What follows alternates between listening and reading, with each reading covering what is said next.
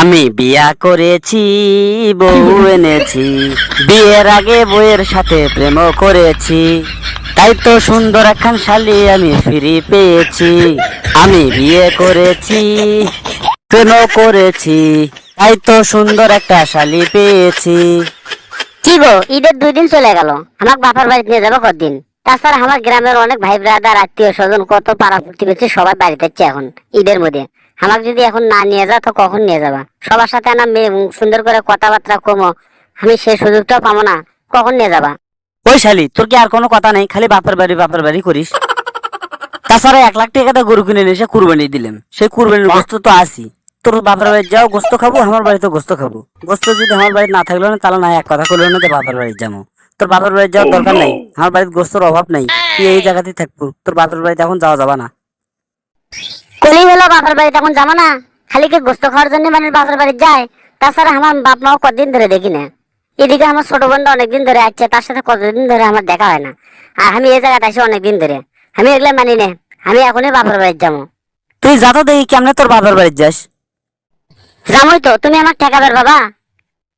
তাছাড়া আমি আমার বাবার বাড়ি যাবো, কেটা আমাকে আটকাবি? তুমি যদি আটকাও তাহলে তোমার সাথে আমার সম্পর্কই থাকবে না, একবারে আমার বাবার বাড়ি চলে যাবো।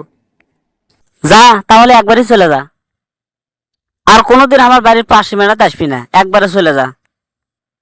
ঠিক আছে, আমি যাচ্ছি, আর না এলেও চলবে আমার। বউ তো কালকে রাগ করে চলে গেল রে, এদিকে তো ভালো লাগতেছে না একলা একলা। এতদিন দুইজন একসাথে খাইছিলাম, এখন তো আর একলা একলা কোনো কিছু খাবার মন যায় না।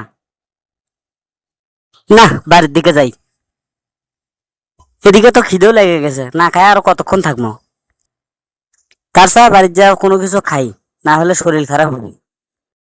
কি রে, বউ না সকালে রাগ করে গেল, আবার এখন ঘুরে যাচ্ছে কে? ওই শালি, তুই না রাগ করে চলে গেল, আবার আছো কে? আসবো না তা কি করবো? তোমার সাথে ঝগড়া করে যে মজা পাই আর কারোর সাথে তো এরকম মজা পাই না। তাছাড়া কালকে এই জায়গা থেকে যাওয়ার পরে মার সাথে যা ঝগড়া লাগছিল, সারাদিন না খাই আসছিলাম। তোমার সাথে ঝগড়া লাগার পর আমি যখন রাগ হয়ে থাকে তুমি আমাকে ডেকে এসে ভাত খেলেছো, কিন্তু বাড়ির যা মার সাথে ঝগড়া লাগার পর মা আমাকে ডেকে ভাতও খেলেনি, কোনো কিছু করিনি, আমি না খাই আসছিলাম। তাই চিন্তা করে দেখলাম আমার স্বামীর সাথে ঝগড়া করাই ভালো। স্বামীর সাথে ঝগড়া করলে স্বামী আমাকে ডেকে এসে ভাত খেলে, না খাওয়া থাকার আগে না।